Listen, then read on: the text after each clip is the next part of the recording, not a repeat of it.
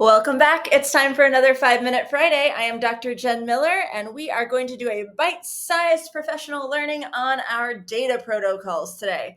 So we have been looking at Mastery Connect data for a while now, but we need to start using that in our data protocols to learn more about our students' understanding of our essential standards and how we might support them in achieving a greater understanding. When we think about the interconnectedness of Mastery Connect and our data protocols, we can see that they're intertwined because we're going to look at our Mastery Connect data from the Common Unit Assessment, and then we're going to use that to move through the data protocol. When looking at the data protocol, this might seem a little bit out of order, and you're right, it is.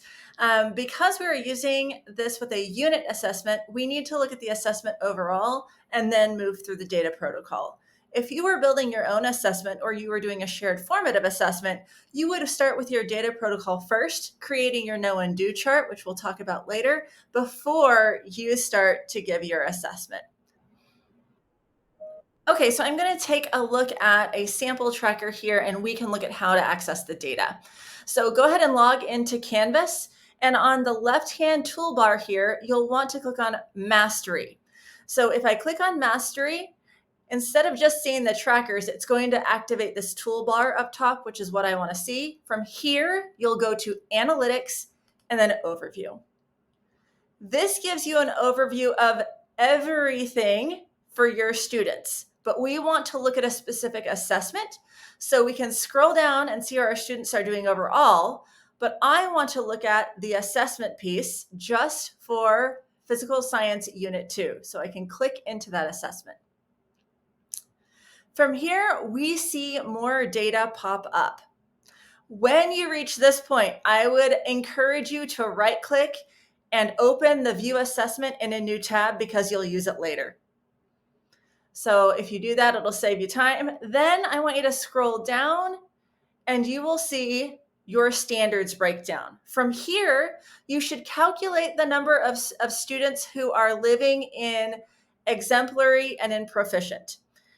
If those numbers are low, you're going to want to pick 1 to 2 standards only to look at. So if I just pick one standard that I can see is a high need standard, I have a lot of students, let's see, outside of the proficient and exemplary range for this standard. So I would look at PS.PS3.4. Okay, so if I click on PS.PS3.4, it will show me the standard, but I really want to look at how my students achieved on that. So what I'm going to do is scroll to question breakdown, and then I'm going to go to item analysis. So click in, and now I can see each question and the standard that's associated with it. So for me, I just want to focus on PS.PS3.4 for now. So if I look here, I can see I've got 3 questions immediately in this range, and I can see that my students had a really strong understanding of question number 5, but I probably need to hit questions number 3 and 4 again because we see we had really high miss rates around question 4. So that's kind of where I would focus initially would be, let's take a look at question 4 and see why students chose B and D almost as evenly as they chose the correct answer C. Okay, so remember that we opened up this assessment in another tab when we were at the top of the screen earlier. So I'm going to switch over to that tab, and now I can see my assessment. So you'll see the answer key, but what you want to go ahead and do is scroll all the way down so you can see question number 4. So let's take a look at number 4.